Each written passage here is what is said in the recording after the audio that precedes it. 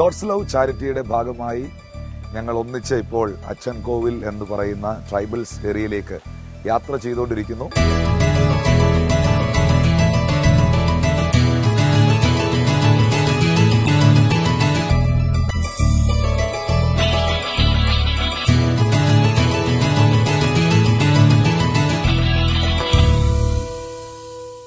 ഞങ്ങൾ സഹോദരന്മാരെല്ലാം ഒന്നിച്ചുണ്ട്.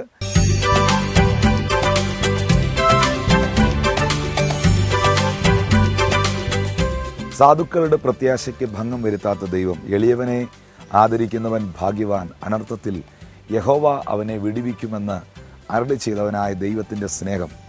ഞങ്ങളൊരു ഗ്രാമത്തിൽ, ട്രൈബൽസിൻ്റെ ആദിവാസികൾ പാർക്കുന്ന ഒരു ഗ്രാമത്തിൽ ആ ദൈവസ്നേഹവുമായി ഞങ്ങൾ കടന്നു പോകുന്നു.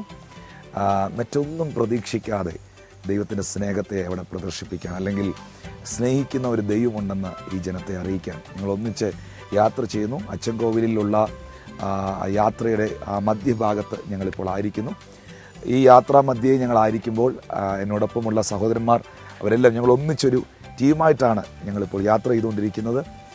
തീർച്ചയായിട്ടും ദൈവമക്കളെ, ദൈവം നമ്മളെ ഏൽപ്പിച്ച വലിയൊരു ദർശനമാണ് ദൈവസ്നേഹത്തെ ലോകത്തിന് കൊടുക്കുക എന്നുള്ളത്.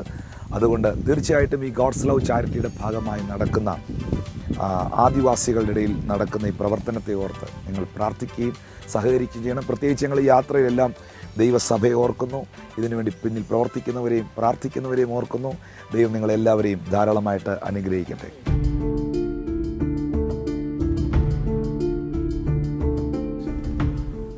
ഈ സമയം ഞങ്ങൾ ആദിവാസി കോളനിയുടെ ആ ഗേറ്റിൻ്റെ അവിടെ എത്തിയിരിക്കുകയാണ്. ഞാൻ മനസ്സിലാക്കുന്നൊരു കാര്യം, ഇവിടുന്ന് അങ്ങോട്ട് നമ്മൾ യാത്ര ചെയ്യുമ്പോൾ അനേകം ആൾക്കാരെ ഈ കോളനിയിൽ നമുക്ക് കാണാനായി കഴിയുന്നു. തീർച്ചയായിട്ടും ഞാനിപ്പോൾ അതിൻ്റെ അതിൻ്റെ ഗേറ്റിൻ്റെ അവിടെ നിൽക്കുകയാണ്. ഞങ്ങൾ ഈ സമയം അവരുടെ കോളനിയിലേക്ക് വിസിറ്റ് ചെയ്യാനായിട്ട് കടന്നു പോകുന്നു. തീർച്ചയായിട്ടും സഹോദരങ്ങളെ, ഇതൊരു വലിയ ദൈവപ്രവൃത്തിക്ക് കാരണമായി തീരുമെന്ന് ഞാൻ വിശ്വസിക്കുന്നു.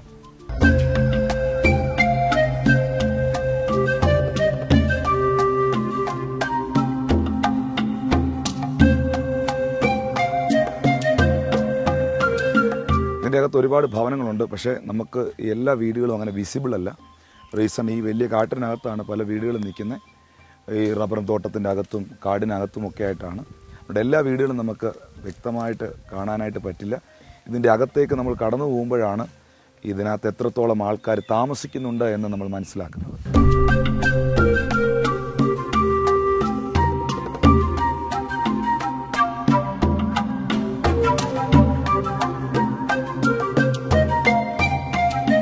ഇവിടെ നിന്ന് അങ്ങോട്ട് പോകുമ്പോൾ പല ഭവനങ്ങൾ നമുക്ക് കാണാൻ കഴിയുന്നുണ്ട്. ഇതൊരു വീടാണ്.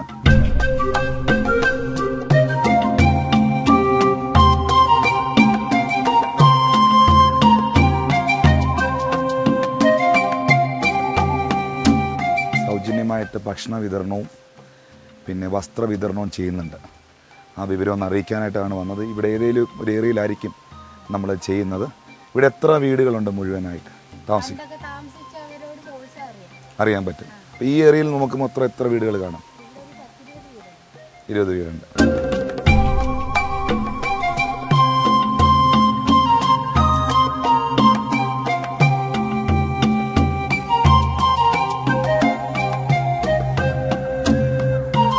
ഏറ്റവും ഒടുവിൽ ആ സ്ഥലം കണ്ടെത്തുവാൻ ദൈവം സഹായിച്ചു. ഇവിടുത്തെ ചില സാമൂഹിക പ്രവർത്തകർ വളരെ സപ്പോർട്ടീവായിട്ട് നിന്നു.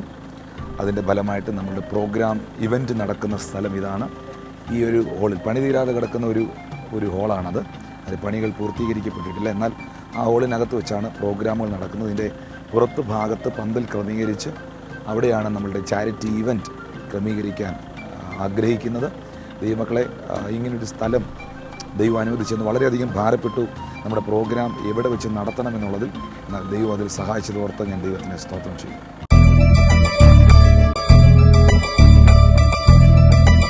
ആദിവാസി കോളനിയിൽ ഞങ്ങൾ യാത്ര ചെയ്ത് മടങ്ങി വരുമ്പോൾ ഞങ്ങളുടെ ഉച്ചയൂണ് ഈ ഹോട്ടലിലാണ്. ഞങ്ങൾ ഒന്നിച്ച് എല്ലാവരും കൂടെ സന്തോഷമായിട്ട് വളരെ നല്ല ഭക്ഷണം കഴിക്കുന്നു. ഞങ്ങൾക്ക് നല്ലൊരു ഊണ് ഇവിടുത്തെ ഹോട്ടലിൽ ലഭിക്കാനിടയായി. വളരെ സന്തോഷത്തോടെ ഞങ്ങൾ അത് ഭക്ഷിക്കുന്നു.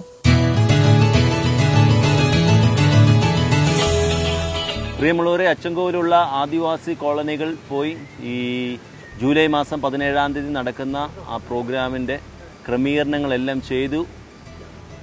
വളരെ അനുഗ്രഹിക്കപ്പെട്ട രീതിയിൽ ആ പ്രോഗ്രാം നടത്തുവാനുള്ള എല്ലാ ക്രമീകരണങ്ങളും ഞങ്ങൾ ചെയ്തു കഴിഞ്ഞിരിക്കുകയാണ്. അന്നത്തേക്ക് നിങ്ങളെ എല്ലാവരെയും ഞങ്ങൾ സ്വാഗതം ചെയ്യുകയാണ്. കടന്നു വരുവാൻ കഴിയുന്നവരെല്ലാം ഒന്ന് കടന്നു വരിക. ഇപ്പോൾ ഞങ്ങൾ മടക്കയാത്രയിലാണ്.